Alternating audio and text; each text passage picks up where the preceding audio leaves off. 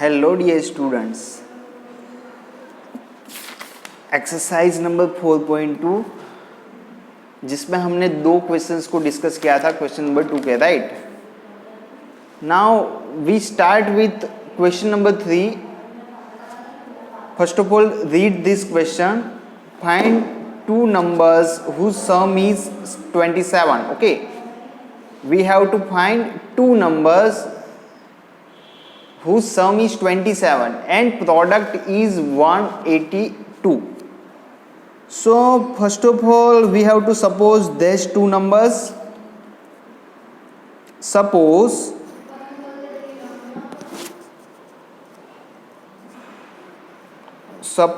two numbers are x and y, right students? Two numbers are x and y. Here we have given that sum is 27, मतलब कि दो numbers है x और y, उसका सम मतलब कि एडिशन, वो कितना है 27, तो वो हमने लिख दिया.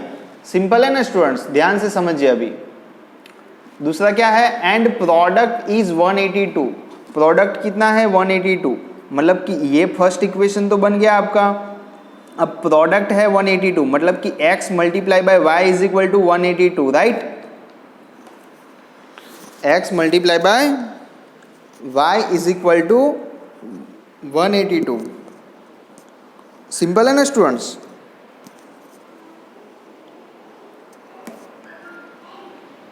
सो आप समझिए, एडिशन है 27, मल्टीप्लिकेशन है 182, तो ऐसे दो नंबर्स है x और y, वो हमें फाइंड करने हैं. तो देखो, सबसे पहले तो आप क्या कर सकते हो इसमें, from equation number 1.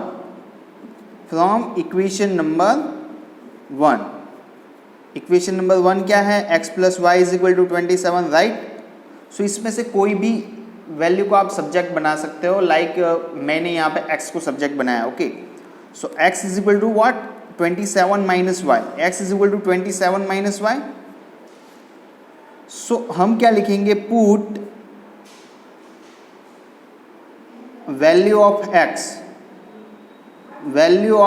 x in equation number 2.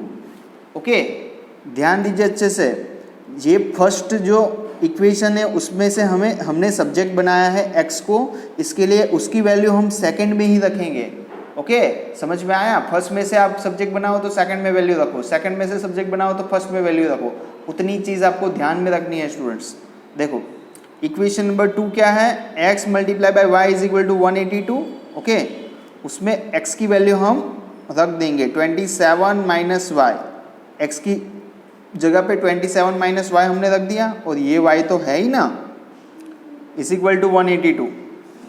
Simple.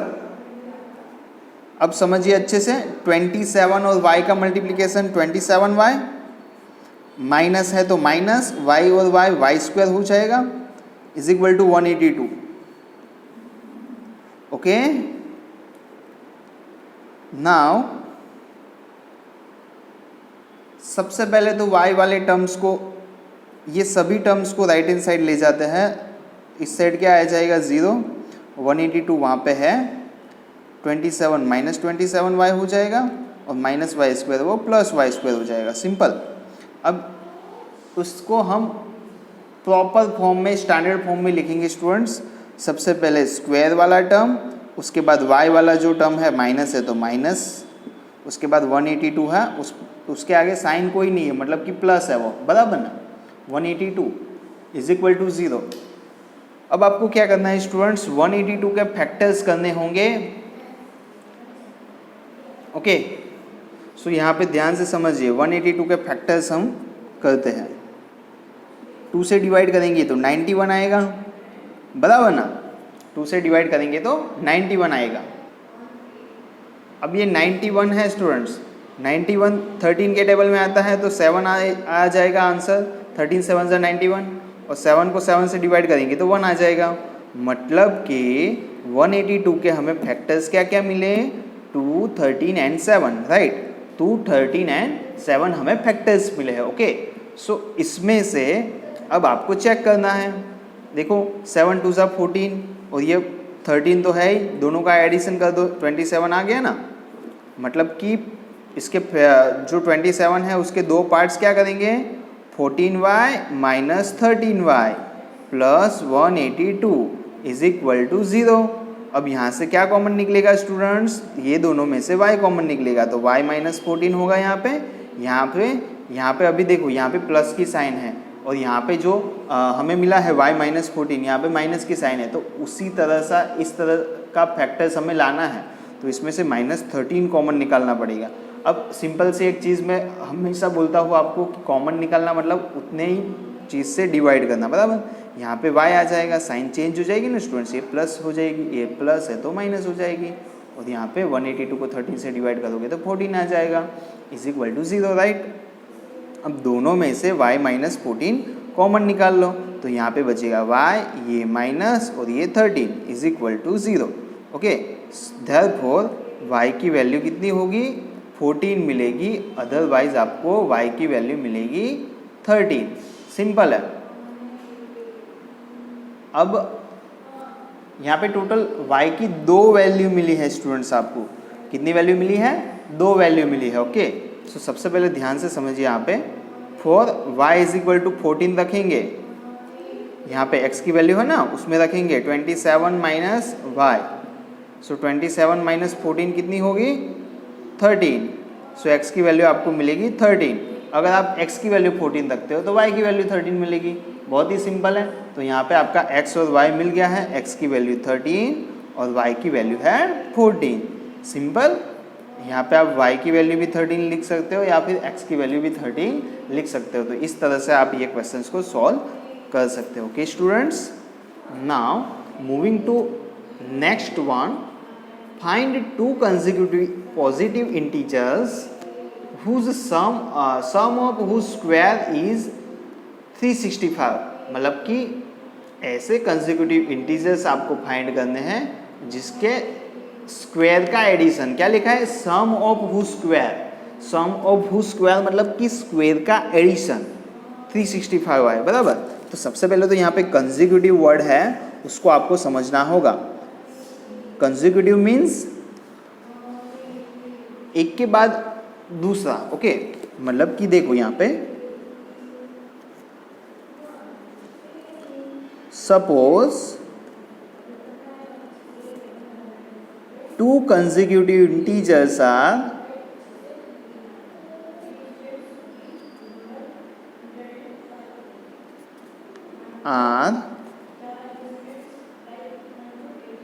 x and x plus 1।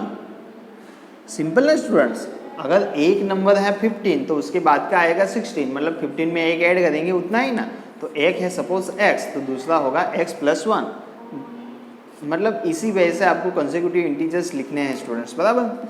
अब देखो उसके स्क्वायर का एडिशन, मतलब कि x का स्क्वायर करेंगे तो x स्क्वायर, फिर x प्लस 1 का स्क्वायर करेंगे तो x प्लस 1 का स्क्वायर, मतलब ये दोनों स्क्वायर का एडिशन किया, मतलब यहाँ पे प्लस किया, तो आंसर कितना आया 365। ओके, अब यहाँ पे x स्क्वायर तो है ही और यहाँ पे आइडेंटिटी लगेगी स्टूडेंट्स, और आइडेंटिटी क्या लगेगी वो आपको याद रखनी है। देखो जैसे वो हमने ऑलरेडी डिस्कस की हुई है, स्टैंडर्ड 9th में, स्टैंडर्ड 8 में भी हम पढ़ चुके हैं, अगेन हम रिपीट कर लेते हैं।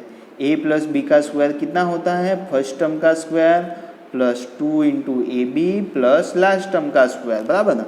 तो यहाँ पे देखो सेम वे से फर्स्ट टर्म का square X square plus 2 into first term into last terms plus last term का स्क्वायर, मतलब 1 का स्क्वायर होगा, 1 स्क्वायर हम लिखते हैं तो आपको पता चला कि कैसे हम आइडेंटिटी यूज़ करते हैं, बराबर। तो ये हमने आइडेंटिटी यूज़ कर ली है, एक्स स्क्वायर, यहाँ पे एक्स स्क्वायर, ये तीनों टर्म्स जो है मल्टीप्लिकेशन में है 2x हो जाएगा उसका, और इसका होगा 1 इज इक्वल टू 365, राइट।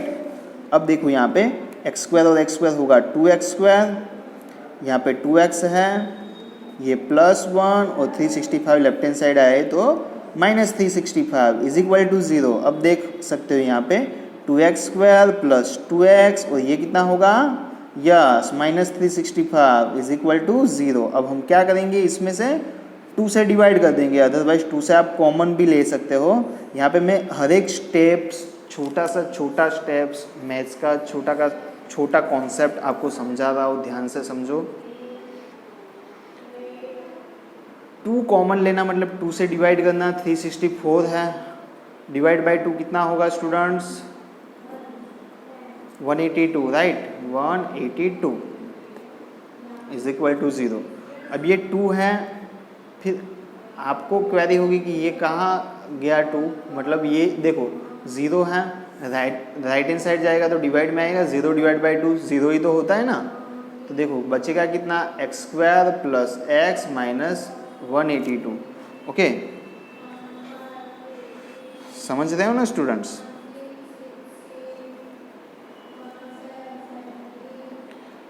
सो आप देखो कितना होगा यहाँ पे, X square plus 14x minus 13x minus 182 is equal to 0, बराबर ना। 182 के हमने फैक्टर्स यहाँ पे किए ही हुए हैं, ऑलरेडी किए हुए हैं। देखो यहाँ पे हमने ऑलरेडी फैक्टर्स किए हुए हैं। 14 मल्टीप्लाई बाय 13 182 होता है, बराबर ना। पर यहाँ पे क्या था, टोटल हमें 27 लाना था, इसके लिए दोनों को माइनस माइनस रखा, इसके लिए दोनों ऐड हो गए। बट यहाँ पे क्या है स्टूडेंट्स, देख सकते हो आप, देखो यहाँ पे प्लस एक्स ही लाना है हमें, मतलब इसको एक को प्लस करेंगे, एक्स को माइनस करेंगे, मतलब 14 माइनस 13 एक्स आ जाएगा ना। मतलब ये छोटी से छोटी चीज़ आपको अच्छे से समझनी है। देखो एक्स कॉमन लिया तो यहाँ पे बचा एक्स और यहाँ पे प्लस 14। अब यहाँ पे माइनस 13 कॉमन लिया तो यहाँ पे एक्स प्लस 14, तो इज इक्वल टू 0 आ गया। अब देखना ध्यान से, सो क्या होगा, अभी x प्लस 14 दोनों में से कॉमन निकल जाएगा ना स्टूडेंट्स। सो यहाँ पे बचा x, ये माइनस है इसके लिए माइनस, इज इक्वल टू 0, मतलब कि x प्लस 14 0 हो सकता है। ये दोनों का मल्टीप्लिकेशन 0 है, मतलब क्या, ये 0 हो सकता है, अदरवाइज यहाँ पे और लिखा है मैंने x माइनस 13 0 हो सकता है, मतलब x की वैल्यू यहाँ पे माइनस 14 होगी और यहाँ पे x की वैल्यू 13 होगी। तो यहाँ पे आप भी सोचो कौन सी वैल्यू आ सकती है। तो यहाँ पे सिंपल सी हर एक, आपने ये ओनली 3 लाइन का क्वेश्चन है, बट आपने ध्यान से समझा होगा तो आपको पता चलेगा। यहाँ पे कंसेक्यूटिव पॉजिटिव इंटीजर लिखा है स्टूडेंट्स, पॉजिटिव मतलब कि पॉजिटिव ही होने चाहिए। तो यहाँ पे माइनस 14 तो आएगा नहीं, यही आपका राइट आंसर होगा। सिंपल है ना।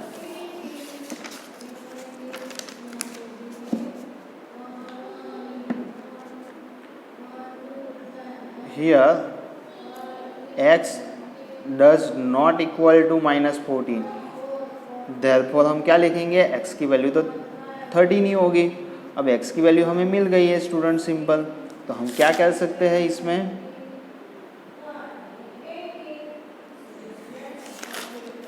x प्लस 1 भी तो मिल जाएगा। x प्लस 1 कितना होगा, 13 में एक ऐड कर दो, मतलब कि 14। तो ऐसे कंसेक्यूटिव इंटीजर्स कौन से होंगे, आंसर आपका क्या आएगा, पॉजिटिव इंटीजर्स 13 और 14, ये दोनों ऐसे इंटीजर्स होंगे जिसमें आप कंसेक्यूटिव भी हैं, पॉजिटिव इंटीजर्स भी है। 13 के बाद एक ऐड करो तो 14 आता है, मतलब कंसेक्यूटिव हो गए। और मल्टीप्लिकेशन करके देख लो, 13 मल्टीप्लाई बाय 14 182।